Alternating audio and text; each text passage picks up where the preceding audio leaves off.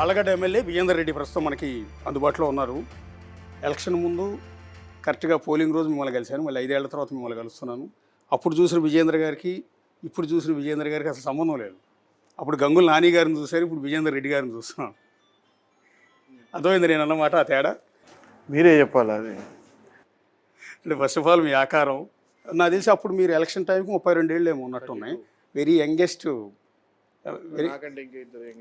ఉన్నారు. బట్ మీరు very younger, చాలా స్మార్ట్గా కనపడ్డారు. ఇప్పుడు చూస్తే పక్కా రాయలసీమ బిడ్డ, మీసాలు, హడావిడి. అంటే నాన్నగారిని చూసినట్టు ఉంది. ఒకప్పుడు నాన్నగారిని చూసినప్పుడు ఎలా అనిపించిందో ఈరోజు విజేందర్ రెడ్డి గారిని చూస్తే అలా అనిపిస్తుంది. ఇలా ఈ 5 ఏళ్లలో రాజకీయం ఏమైనా అబ్బిందా? ఎందుకంటే మీకు అప్పుడు మీరు చూస్తే మీకు పూర్తిగా నిజం చెప్పాలి అంటే పక్కా రాజకీయ నాయకుడిలాగా అనిపించాలి ఆ రోజు మిమ్మల్ని చూస్తే. అట్లేముండదు. ఇప్పుడు మాది రాజకీయ కుటుంబం, చిన్నప్పటి నుంచి రాజకీయాల్లోనే పుట్టి పెరిగాం, చూసాం. నాన్నగారు చేయడం చూసాం, పెద్దనాన్నగారు చేయడం చూసాం, అందరు చేయడం చూసాం. ఇప్పుడు ఈ అబ్బేది అంటూ ఏం ఉండదు. చేస్తూ పోతుంటే ప్రతిరోజు ఒక కొత్త ఎక్స్పీరియన్సే. ఆ రోజున్న పరిస్థితులు వేరు, ఈ రోజున్న పరిస్థితులు వేరు. ఆ పరిస్థితులకు అనుగుణంగా ముందరికి వెళ్తూ ఉన్నాం. కానీ మారందు అంటూ ఒకటి ఏంటంటే మా క్యాడర్. ఆ క్యాడర్ మీద నమ్మకం, విశ్వాసం, వాళ్ళు మా మీద ఉంచిన ప్రేమ, అభిమానాలతోనే మేము ఇంత దూరం ముందరికి రాగలుగుతూ ఉన్నాం. ఈ 3వ తరం కూడా కొనసాగలుగుతూ ఉన్నాం. అంటే తాతగారు రాజకీయాల్లో ఉన్నారు, పెదనాన్న రాజకీయాల్లో ఉన్నారు, నాన్నగారు పాలిటిక్స్లో ఉన్నారు. ఈ ముగ్గురు ఉన్న పాలిటిక్స్ వేరు, మీ జనరేషన్కి వచ్చేటప్పుడు పాలిటిక్స్ వేరు. గమనించారా తేడా? ఎస్, చాలా డిఫరెంట్. అప్పుడు పాలిటిక్స్ వేరు, ఇప్పుడు పాలిటిక్స్ వేరు.